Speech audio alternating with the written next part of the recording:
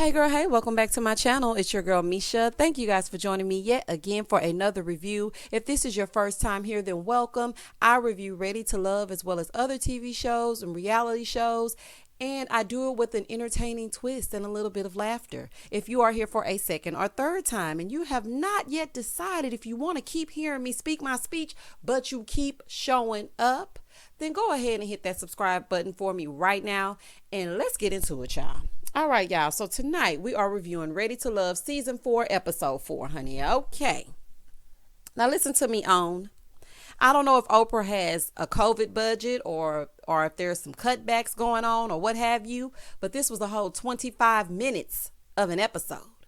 Okay, so we're going to need y'all to get on Lifetime's budget, honey. We need at least 2 hours if we're going to really get into it, Because, I mean, you go on one date, it's a commercial.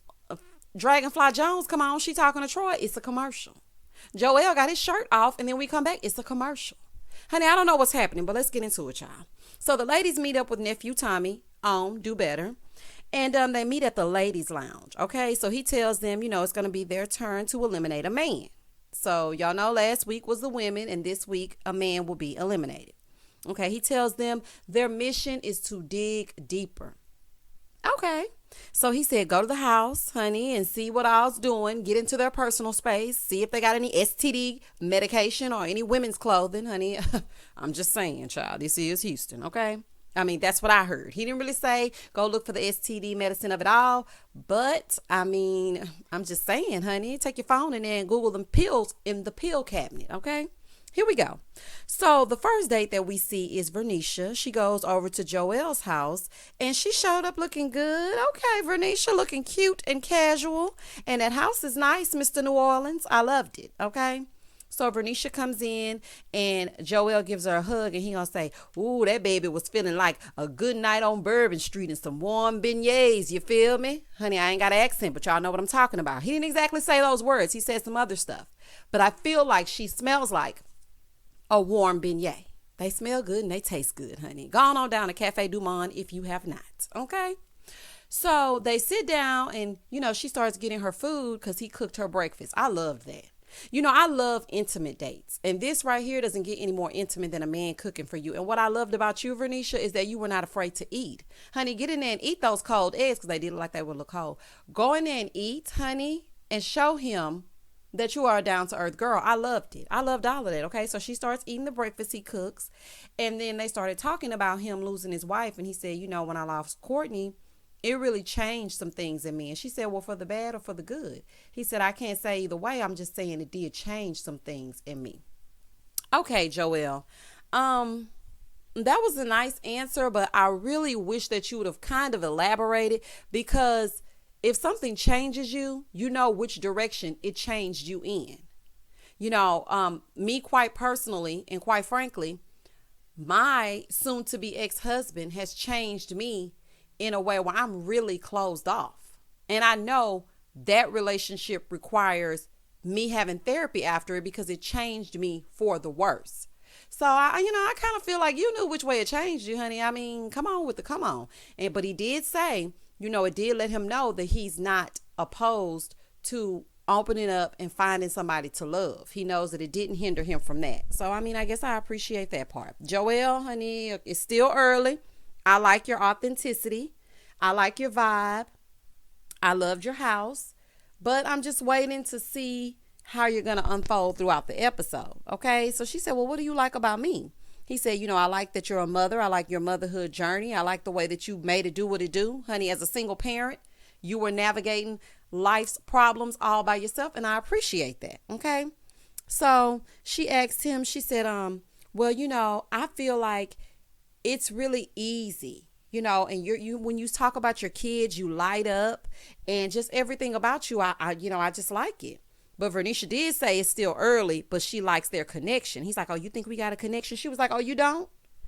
Okay, Joel, stop playing these little games, honey. We're too old for that, child. Y'all got a connection. Everybody can see it through the screen. She said, you know what? You seem real authentic, honey. And then she said, I really like Joel. Honey, you really like that house too, because she said, I could see us merging our families quite easily. I know, honey, because it look like he got at least 6 bedrooms. And how many kids you got? Okay, so it's going to be 5 total. He got 2 and you got 3. Oh, yeah, y'all will be good to go, child. But anyway, Joelle, I saw that little Troy type squeeze you gave her at the end, honey. You ain't fooling nobody. I said, look at him squeezing her, honey. Charmin, okay? So after that, we see Alexis Fly Jones in another tight-fitting dress, ready to lead with her seductive ways. She's going to meet old creepy Troy. Ugh, what? Okay?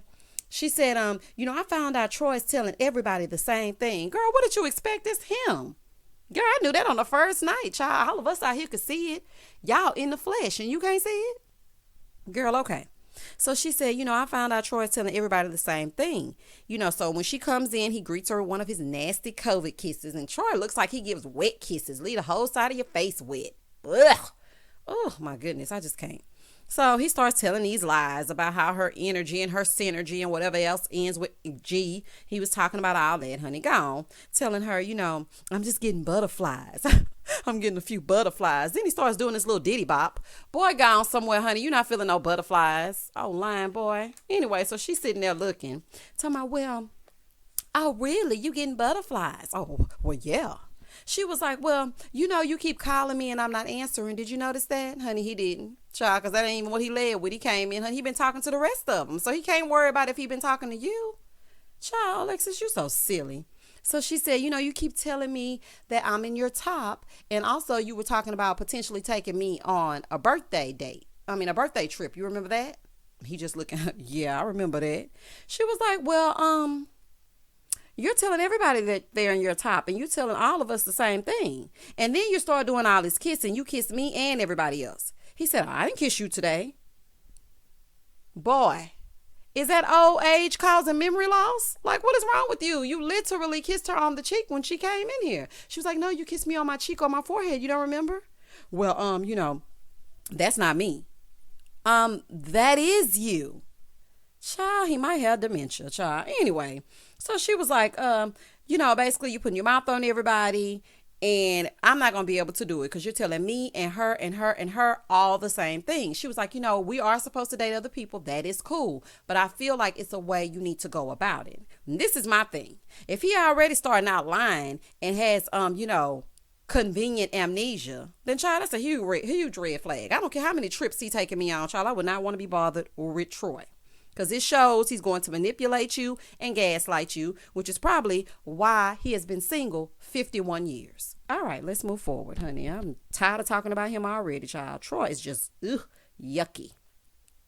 Over at the boxing ring, Amber meets up with Chris, okay? KG, untuck that shirt. Boy, you wear suits so much you don't know when to be casual and when not to be. KG got that shirt tucked in. But let me tell you something. Aesthetically, you and Amber look really great together. I really do like the vibes that you two have, and I like the way you feed off of each other. But KG, let me speak directly to you because I know you watch these reviews and you've been down in the comments. Let me say to you, Chris, that I don't want you to, again, put all of your eggs in one basket. I mean, sometimes you just know when you know. That's the truth. But we're getting a second chance at love, so let's get to know some other people. You know what I'm saying? Because, I feel like Amber, she going to get in the mix. So I'm going to need you to do the same thing and untuck that shirt. Oh, my goodness. Anyway, child, so after they get through boxing, so they're boxing. No, let me not just overstep that and overlook that. So they're boxing, right? And she's getting her Layla Ali and his George Foreman on, okay? Amber got some good hand-eye coordination, too. And I like the way you were punching them gloves. I almost knocked KG the hell out. KG, she going to be able to protect y'all when you in your suit and can't do nothing much, honey. Little Amber got some spunk to her, okay? So they sit down and they start talking, and he wants to know a little bit about her. So he asked her about her childhood. And she said, well, I got adopted at 5. And then here recently, I was just reunited with my birth sister, and we were like separated when I was 5 and she was 7. And so KG was like, well, I have like kind of a similar story. He was like, my dad had 11 kids by 9 women. And when I was older, I went to go meet some of them from the other side. That is not the same thing.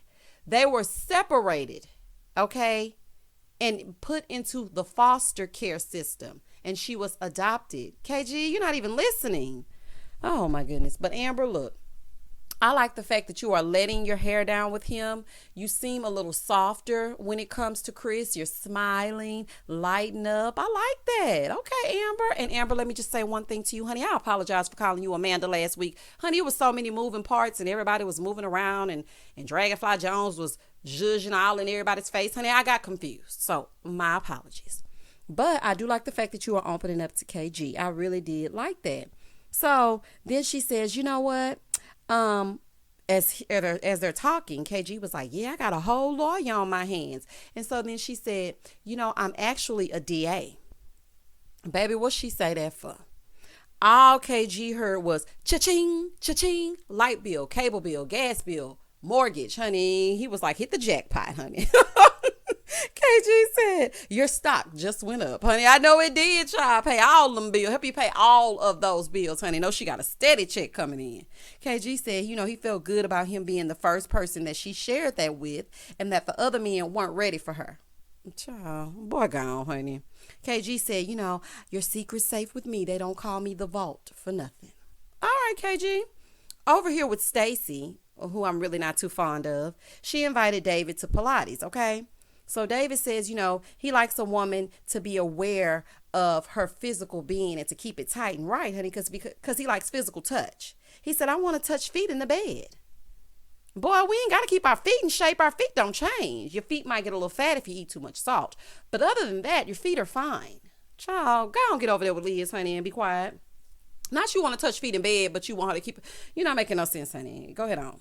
So David said, what do you think about marriage? How do you see yourself in this going forward? So she was like, well, I do like the fact that you were willing to try new things, because that says a lot about you. No, it doesn't. Men will do anything in the beginning. Girl, it's the representative. Honey, they'll jump out of a plane, drop your mama and them off at the store, take your grandma to run errands. Honey, men will do anything in the beginning. And this is Houston. Girl, are you new?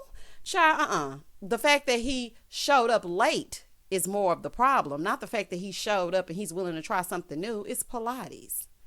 Anyway, so they sit down and they start to talk. And so he's asking her about marriage. And then he asked her and she said, well, trust is a big deal to me. Okay, so she is the one who initiated the conversation about trust. Now, see, this is what I don't like about Stacy, because I want you guys to remember that she initiated the conversation about trust, but a little later, she's going to basically try to throw David under the bus. Okay. So he asked her, he said, well, do you need a man that's going to be open to sharing passwords on, on social media platforms and their phones and everything? David, you must have been cheated on, or you must have been the cheater. It's something about that is like a loaded question, because to me, if someone said, do you feel like you want people's passwords and everything? Either I'm going to think, okay, he has something to hide, or I'm going to think you went through something that made you want to have my passwords and, know everything and everything that I'm doing every minute of the day. So that's something you might need to work through. So she's like, well, to me, that's a red flag. I don't want your passwords, because it's a difference between transparency and trust. So she was like, because if I have a journal, I don't want you reading my personal thoughts. I'm like, okay, I can understand that. But I don't know. Privacy and secrecy are kind of the same, because I feel like if you have something that you do not want me to be privy to, I feel like that's you keeping a secret. I don't know. Y'all put down in the comments what y'all feel about her saying there's a difference between transparency and trust. Okay. So David really wasn't feeling that answer. Okay. Because he just wasn't really feeling it. He said your spouse should be wide open to all your things. Everything, what's mine is yours and what's yours is mine type of thing. That's the way he feels about it. So David said, I'm gonna need all your passwords, honey, because other than that, it ain't gonna work. So she said at the end, she wasn't feeling David just because of that. All right, so we could X them out as a match, okay? Jason meets up with AJ and Alexis and Liz, and they go on a date to play cornhole, okay? Alexis, what in the denim are you wearing? Girl, what do you have on? I always talking about people think you so fly. Girl, that is not it. Girl, okay. Ooh, child. So they're playing cornhole, okay? Liz and AJ win the game. And so Jason, he said, well, I want to get to know Alexis a little bit more, because I'm just used to seeing her as a parent. So he asked her to go off onto the side. And so they started talking. He said, well, what would you like to do, if we went on a date? And she was like, you know what? I'm big on time. Quality time is my love language. I don't mind the diamonds and all the gifts. I will take them. But at the same time, when you give me time, it shows that you love me. And he was like, oh, okay, I understand that. But honey, don't tell him too much, child, because we still expect gifts too on top of that, okay? Because a man will be like, well, you said your love language was quality time. I've been in the house all day. Honey, you got to be kind of careful how you tell me and stuff, child. They don't be knowing. Liz over here talking to AJ. And he tells her, I just feel like you're so regal. You even got your cape on. You even wore your cape. AJ, stop trying to talk about everybody's fashions, honey, because you basic with that V-neck and that scarf. Boy, gone, honey. But Liz, that was a very huge fashion faux pas. It wasn't my favorite. But at the same time, you always talking about, like, does this actually attract women? When he was out with Alexis, he said, I see you with your little superhero pants on. So she got the cape to match Alexis's superhero pants. Oh, my goodness, child. Anyway, she asked him, well, what do you think about sex before marriage, honey? Just come on out with it. AJ said, are you celibate? She said, no, I'm abstinent.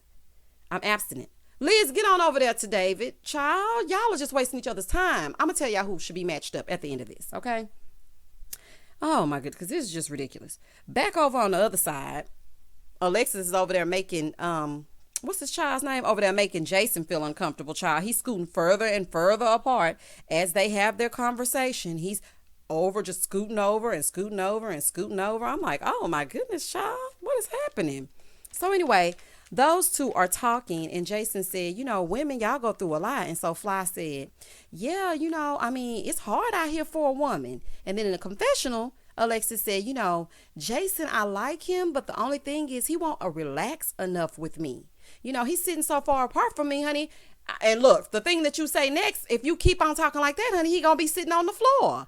Child, she said, yeah, we do have a heart. And I'm about to tell you something. And, it may be a little graphic. It might be too much. But when it's that time of the month, you need to watch out. Girl, he gonna be sitting in his car in a minute. You're like, what is wrong with you? Child, this is crazy. And listen to me, Jason. Your body language screams, I'm uninterested. When you were with Kyra on your date last week, you were very relaxed. You were leaned into her. You were feeding off of her words, and you were hanging on her words. You were very much open. You're so closed off. Your arms are crossed at one point. You're leaning all the way to the other side. She's leaning more into you. Child, you don't like Alexis Dragonfly Jones, child. Let's move forward, honey. So anyway, back over here with Liz and AJ, he's asking her, he said, well, are you waiting till marriage? And she said, no. I just want to have sex with someone who is worthy. He said, you have had sex before, right? She was like, yeah, what you think? Yeah, I've had sex before. And if she hasn't, okay, she's a virgin. And so what? Like, boy, you didn't want Alexis to lead with sex, but yet here you are asking her, like, you did have sex before, right? Child, you crazy too. Anyway, she was like, I don't want to just be having sex with every Tom, Dick, and Harry. And he was like, you been out here dating men named Tom, Dick, and Harry? AJ, you're corny. You're a cornball. You wouldn't do anything for me, child. Moving forward. Ron and Chrysanthemum go to meet up for a date because, he says she's in his top. She said Ron looked good at the brunch, but he's looking really good and extra good now, honey. Something about that mouth ain't right. Ron looks like Donkey Kong to me. I don't like it. I don't like that, honey. I don't like it. But I ain't gotta like him, okay? So what am I talking about? Let's move forward. So they start to talk, and she tells him that she wants to settle down, aka I don't want to work. So I hope you're selling a lot of those caskets, okay? So Ron tells her, I had like a tough upbringing. I grew up on the wrong side of the tracks in Detroit, and I was bad. And at 18, I was in jail. So, that didn't turn her off, honey, because if the casket's selling, she's going to be there. Chris said, well, I want us to be like BFFs, and I want the man to be a man. I want him to lead me. I want him to be a provider. And so Ron said, well, the money ain't a thing. He ain't say that, but child, I be paraphrasing, okay? So if y'all get lost, go back and reference the episode, all 25 minutes of it. Ron said, that's not the problem. The being a provider is easy. The problem is people being open and saying that they need someone. He said, because I can look at you right now and just tell you that I really, really need you. Oh, okay, Ron. So Chrysanthemum said, I really like Ron, and he's it as far as I'm concerned. Ron said Chrysanthemum is more traditional. She wants a man that will lead and a man that's going to be the man and that will provide, a.k.a. I got the money and she got the time. let's move forward. Liz goes to meet David. Okay, so she comes in. He greets her with the rose. That was a nice touch. And so they go to sit down. And so David, what is on these plates? What are y'all eating? Are these fish sticks or chicken strips? Whatever it is, it looks frozen food section aisle 3. Boy, if you don't go and then you look at something that looks like porridge in that bowl, honey, I don't like that. I don't like that. I don't like that date. I don't like that food at all, honey. They sit down. They say grace. Okay. And, they start talking, and David said in his confessional that he loves the fact that they both love God. And so Liz led with that as well. She said, I love your spiritual foundation. That's the thing that led me to you. And I already told y'all in my very first review, when they sat down and they were the gospel Avant and Kiki Wyatt, that they should get together. That spiritual duet brought them together. That was a soul tie in itself, honey.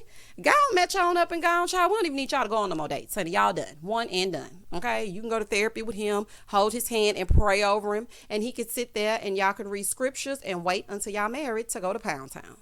But I'm going to go through this part anyway. Liz said, well, what was your childhood like? He said, his parents were really strict, and his mom would answer the phone and say, praise the Lord. And he wouldn't like that. I can kind of imagine that making him feel like he was weird. A lot of people are not accepting of you being so forthcoming when it comes to anything religion. That's why I try not to discuss religion with anyone, because I don't even want to have to go through all those changes. And sometimes you can push a person so far the other way by being so hell bent on being one way. So he said, when he went to school, he just left and he went wild, and he left the church as well. And he was really the prodigal son. And she was like, oh, I really, I appreciate that. I admire that.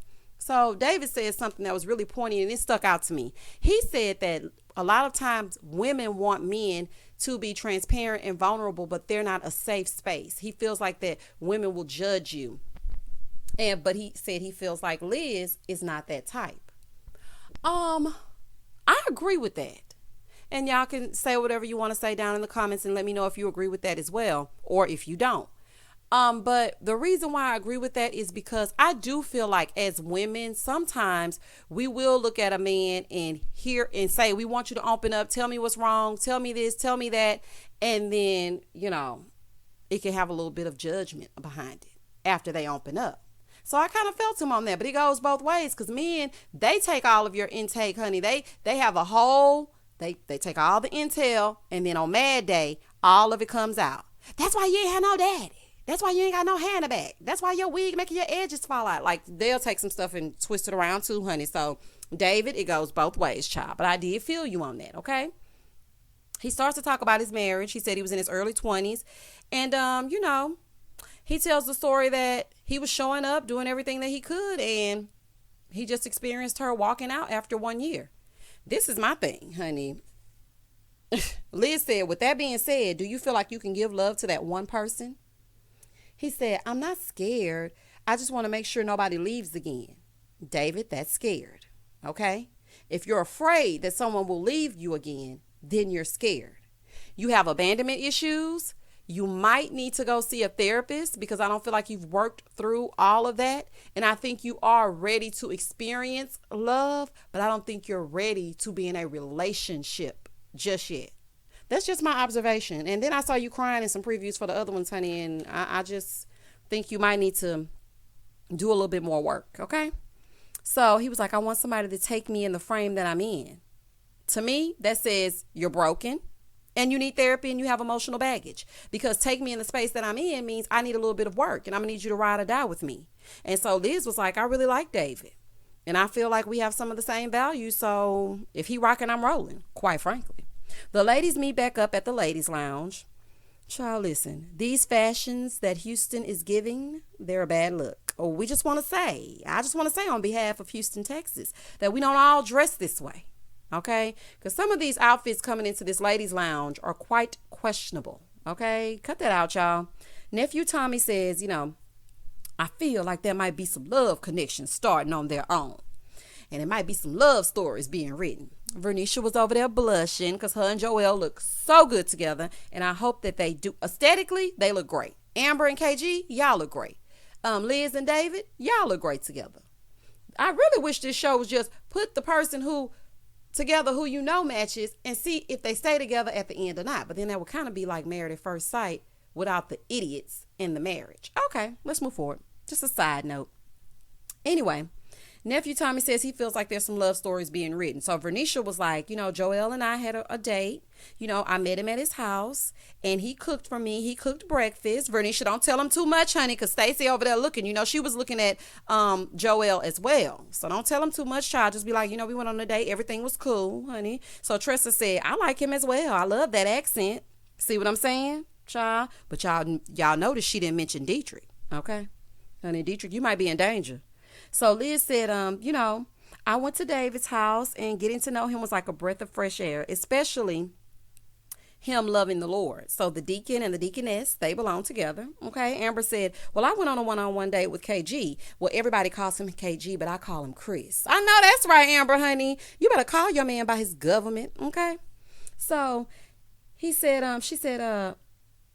so he asked Chrysanthemum. He said, well, what about you? She said, well, Ron kind of snuck up on me and she was like blushing and everything. And she said, he checked all of the boxes. Don't work, stay at home, money long. Check, check, check. Okay, I added the checks, but we all know those are the check marks she's talking about. Okay. Nephew Tommy said, well, who are we not feeling? Stacy said, I'm not feeling David because he said he want my social security number. He want my shoe size. He want to know when my kids go to school. He want to know who my people is. She started putting all kind of stank on it. Okay. And she basically told the ladies that he wanted passwords and he didn't have trust. I didn't like her delivery. You can say that David, felt some kind of way or whatever about the passwords and he feels like, but you are the one who led with, I'm having trust issues. So I feel like in his mind, he felt like if I say to you, I'm willing to give you my passwords to my phone and my social media accounts, that will make you feel a little more at ease. I don't really think he meant like, I need to know everything about you every second of the day because that's just the kind of guy I am. But you took it to the table that way. That's the same way you did Christian on day one with Kyra when you went back to her and said, Christian's so timid. I mean, he's cool. You want everybody else to do the dirty work. Girl, I don't trust you at all. Oh, it's just something about that Stacy child. It's always one. Anyway, so Liz was like, well, that's okay with me. If he wants the passwords, I feel like in a relationship, you are supposed to be transparent. I was raised that way, so I think it's fine. Vernisha said AJ and Troy are in her bottom. Liz said Troy as well. Alexis said Troy. So he tells them it's time for them to let one of them go. So they nominate Stacy to talk to Troy. Troy immediately thinks he's about to get to know her on an intimate level. Troy, sit down, little yuck monster. Ugh. Amber talks to David, child. She gets right to it. Honey, let's cross-examine the witness, honey. She gets right to it right away, wastes no time. She said the women think you have trust issues and you want passwords to everything. So what's up with that? Okay. Stacy over there saying, the ladies think you are saying, sowing your little seeds all over the place. And it's unfair the way that you're moving. Troy, honey, go ahead and book your one-way ticket back to your lonely bachelor pad, honey, because you're cut. Go home, Roger. Child, Troy's so creepy. Goodbye, honey. He was eliminated. Over there, Amber is telling David what the ladies felt about him. And so he said, I already know where this is coming from. It was this date that I had with Stacy. And I was more so just trying to let her know she took it out of context. I was just trying to let her know that I'm open and I'm transparent and basically somebody she can trust. He said that if my past wasn't a part of me, I wouldn't be the person who I am today. So Amber, she's sitting there, she's taking it all in. And so, he said, I'm a stand-up guy today because of everything I went through in the past. Amber said, well, I think you do have some past stuff that you need to work on, but we feel you are ready to love.